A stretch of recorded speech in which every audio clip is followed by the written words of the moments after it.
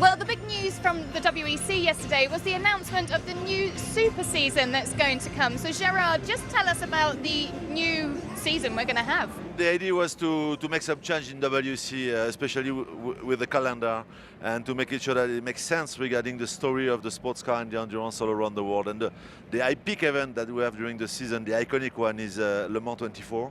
And for us, it was logical to finish by Le Mans 24. So we have made a reverse calendar. And to make this switch, it means that we have to set up a super season for 18 months. And with a big advantage to have twice Le Mans the same season. So we will start next year in 18 with Spa in May, which is a tradition just before Le Mans, a big rehearsal. Le Mans in May. The current season going forward after, finishing by Le Mans in June 19. And we will try to also visit the top place of the endurance. That's the reason why we announced the return to Sebring for the 12 hours, which is a parallel race on the same weekend with the WeatherTech. WeatherTech will race on the Saturday morning from 10 to 10 evening, and we will start a race from midnight until midday, which is crazy, but that's typically the endurance.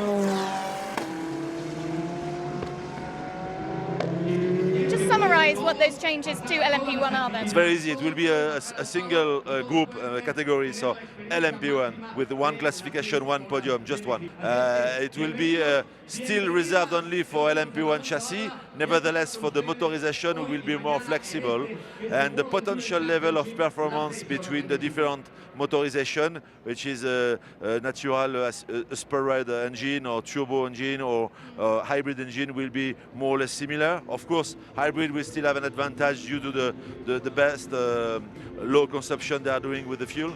But at the end, the idea is to make sure that we facilitate the access for a new entry in the championship.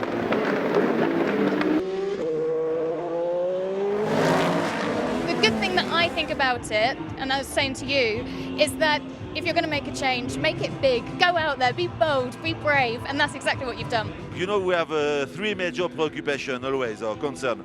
That's first, that's the client, what we call the competitors, because they are making the story. So our job is just to provide for them a very good stage.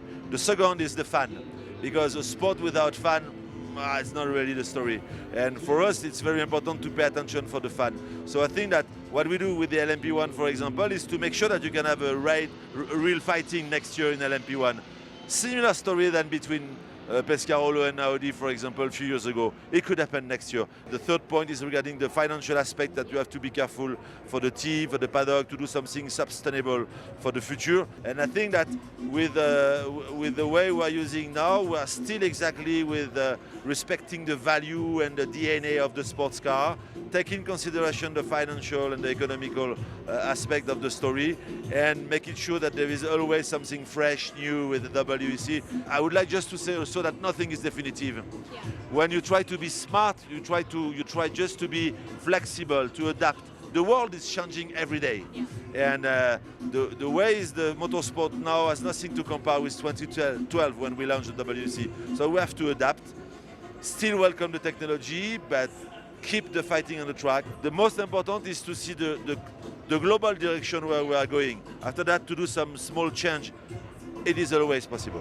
Lovely, thank you. Thank you to you. Stay tuned.